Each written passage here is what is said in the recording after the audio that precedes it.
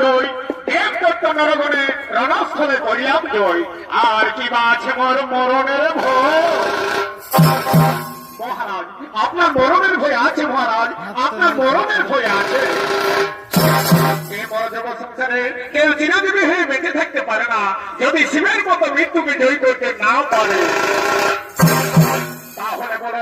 বড় বড় মন্ত্রী সেনাপতিগণ ওই মৃত্যুকে জয় করতে হলে আমাকে আমাকে কি কর্ম সাধন করতে হবে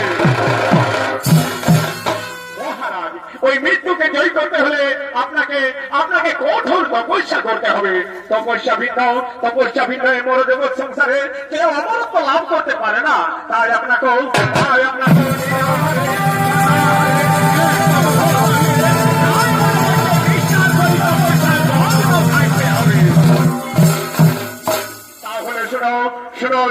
সেনাপতি এখন তোমরা নিজ নিজ আলোয় করো ভগবান আমি এই কেদারণ্যের গভীর জঙ্গলে কঠোর তপস্যায় মগ্ন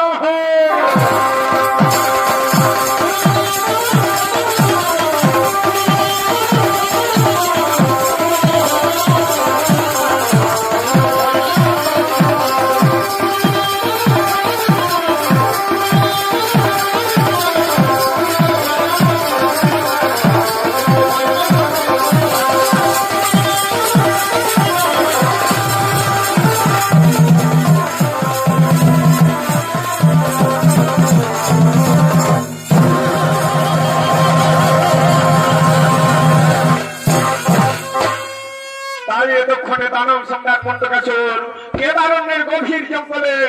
এক পদ ভরে শিব আরাধনায় মগ্ন হলেন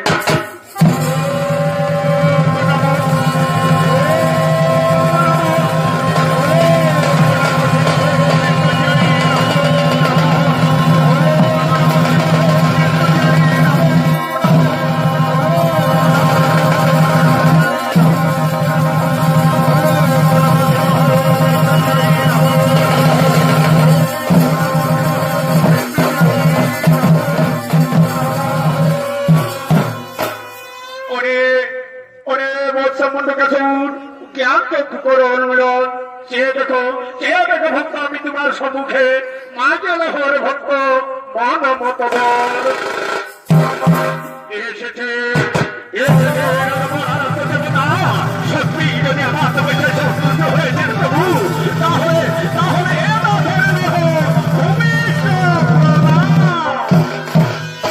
আর আমায় বরদান করুন আমি যেন চির অমরত্ব লাভ করে বেঁচে থাকতে পারি অসম্ভব এ মরজগৎ সংসারে কেউ চিরজীবী হয়ে বেঁচে থাকতে পারে না ভক্ত জন্মিলে মরণ হবেই হবে তাই অমরত্ব পরভিন্ন তুমি আমার কাছে যা চাইবে তাই পাবে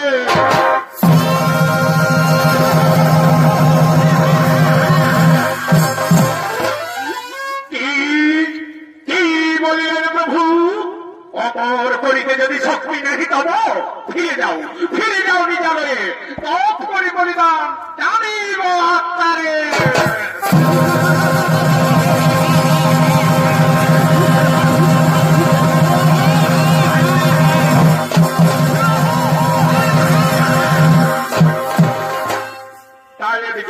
তাই এদিকে মন্ডকাসুরের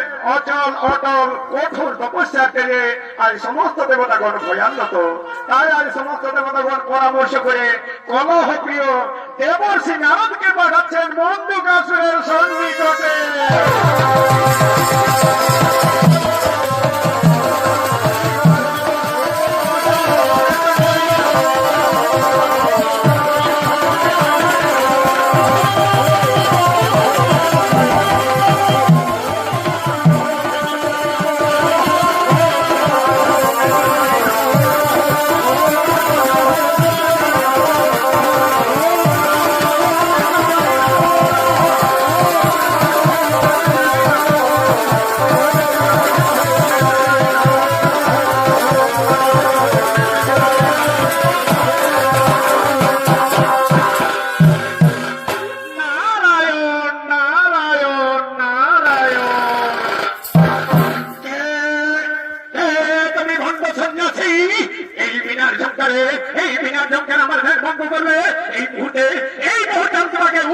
শাস্তির দণ্ড দেব।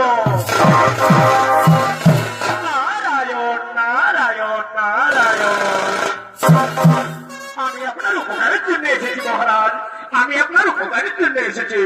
আপনি যদি অমরত্ব লাভ করতে চান তাহলে তাহলে এই সুমতি নগরের রাজা স্রোত তার একমাত্র কন্যা মনিকা, সেই মনিকাকে আপনি যদি আপনার কুলদেবীর মন্দিরে বলিদান করতে পারেন তাহলে আপনি হবে চির অজেয় অমর, চির অজেয় অমর। এখন আমি আসি মহারাজ, এখন আমি আসি।